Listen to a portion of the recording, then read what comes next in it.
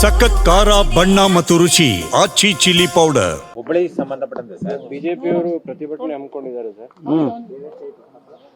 6 ವರ್ಷಕ್ಕೂ ಗಡುವು ಕೊಟ್ಟಿದ್ರೆ ಇವತ್ತು 10 ಗಂಟೆ ಒಳಗಡೆ ಇವ್ರನ್ನ ಸರ್ಕಲ್ ಇನ್ಸ್ಪೆಕ್ಟರ್ ಮತ್ತೆ ವ್ಯಾನ್ ಅಲ್ಲಿ ಇದ್ದಂತ ಪೊಲೀಸ್ನನ್ನ ಅಮಾನತ್ ಮಾಡದೇ ಇದ್ರೆ ನಾನು ಅಲ್ಲಿ ಹೋಗಿ ಧರಣಿ ಮಾಡ್ತೀನಿ ಅಂತ.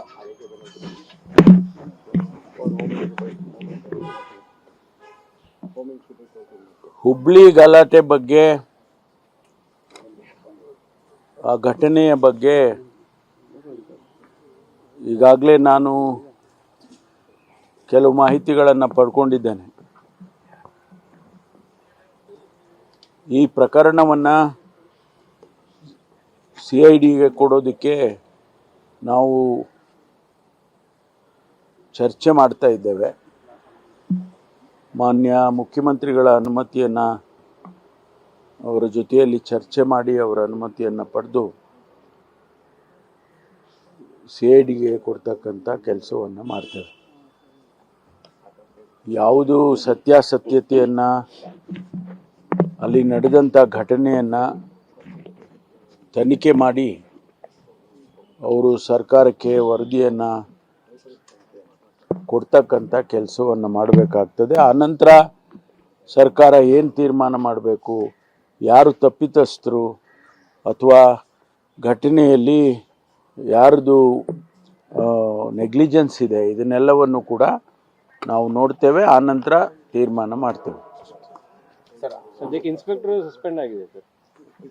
ಇಲ್ಲ, ಅದು ಇಮಿಡಿಯೇಟಾಗಿ ಏನು ಸ್ಥಳೀಯವಾಗಿ ಅಲ್ಲಿನ ಅಧಿಕಾರಿಗಳು, ಹಿರಿಯ ಅಧಿಕಾರಿಗಳು ಮಾಡ್ತಕ್ಕಂಥ ಕೆಲಸ ಅದನ್ನು ಮಾಡಿದ್ದಾರೆ. ಈಗ ಆಕೆನೆ ಬಟ್ಟೆ ಬಿಚ್ಕೊಂಡು ಅಂತೇಳಿ ಮುಖ್ಯಮಂತ್ರಿಗಳು ಕೂಡ ಸ್ಟೇಟ್ಮೆಂಟ್ ಮಾಡಿದ್ರು. ಈಗ ಪೊಲೀಸ್ ಕಸ್ಟಡಿಯಲ್ಲಿ ಇದ್ದಾಗ ಅದಕ್ಕೆ ಪೊಲೀಸರು ಅವಕಾಶ ಮಾಡಿಕೊಟ್ಟಿದ್ದು ಅವ್ರದ್ದು ಕೂಡ ಫಾಲ್ಟ್ ಇದೆ ಅಲ್ಲ, ತಡಿಬೇಕಾಗಿ ಜವಾಬ್ದಾರಿ ಇತ್ತಲ್ಲ, ಅದನ್ನೇ ಮಾಡಿದ್ದಾರೆ. ಅವರು ಸಂಪೂರ್ಣವಾಗಿ ಅವರು ವಿವಸ್ತ್ರರಾಗಿ ಆಗೋದಕ್ಕೆ ಬಿಟ್ಟಿಲ್ಲ.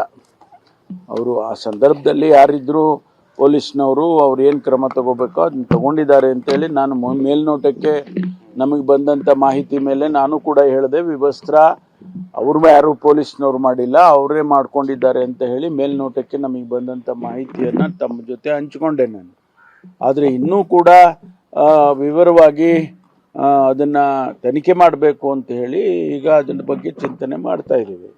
ಮಹಿಳೆಯ ಮೇಲೆ ಸಾಕಷ್ಟು ಕೇಸ್ಗಳಿದ್ದಾವಂತೆ ಆರೋಪ ಮಾಡ್ತಾ ಇದ್ದಾರೆ. ಕಾಂಗ್ರೆಸ್ ಆ ಕೇಸ್ಗಳು ಬಿದ್ದಿದ್ವು ಮಹಿಳೆ ಮೇಲೆ ಅಂತ ಬಿಜೆಪಿ ಅವರು ಹೇಳ್ತಿದ್ದಾರೆ. ಅಲ್ಲ, ಯಾವುದು ಕೂಡ ಸ್ಪಷ್ಟವಾಗಿ ನಮಗೆ ಗೊತ್ತಾಗಬೇಕಲ್ಲ. ಅವ್ರು ಯಾರೋ ಒಂದು ಹೇಳಿಕೆ ಕೊಡ್ತಾರೆ, ಇವ್ರು ಯಾರೋ ಒಂದು ಹೇಳಿಕೆ ಕೊಡ್ತಾರೆ. ಅದು ಸ್ಪಷ್ಟವಾಗಿ ನಮಗೆ ಗೊತ್ತಾಗಬೇಕಾದ್ರೆ ಒಂದು ತನಿಖೆ ಮಾಡಿದರೆ ಗೊತ್ತಾಗ್ತದೆ. ಕಾಂಗ್ರೆಸ್ ನಾಯಕರೇ ಒಂದು ವಿಡಿಯೋ ರಿಲೀಸ್ ಮಾಡಿದ್ದಾರೆ ಸರ್, 3 ವರ್ಷ ಹಳೇದು. ಯಾರಾದ್ರೂ ಮಾಡಲಿ, ಅದೆಲ್ಲ ಗೊತ್ತಾಗುತ್ತಲ್ಲ ತನಿಖೆ ಮಾಡಿದರೆ. ಯಾರು ಮಾಡಿದ್ರು, ಯಾಕೆ ಮಾಡಿದ್ರು, ಅದರ ಹಿನ್ನೆಲೆ ಏನು, ಅದೆಲ್ಲ ಗೊತ್ತಾಗುತ್ತೆ.